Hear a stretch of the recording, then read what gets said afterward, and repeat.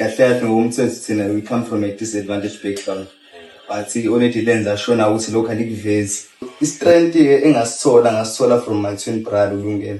After nje ukushona kwi-Oledi izinto zathi ukuba mnyama because i-Oledi akho like mafa elawashiya ukuthi sikwazi ukuqhubeka nempilo yabo because wayesebenza umsebenzi vele naye ongana ama benefits. I still believe ukuthi spirit se-Oledi because the way Oledi beliphusha ngakhona ngazi ukuthi le time yashona wavela wangena kumina. 2019 umama nje before ashona yabo qeda matric wangenzelele nazi of which ila engasho khona ukuthi there is where engathola khona i-passion yokuthi ngikwazi ukuthi like understand about ama basic principles omgaqo ukuthi kuhambe kanjani.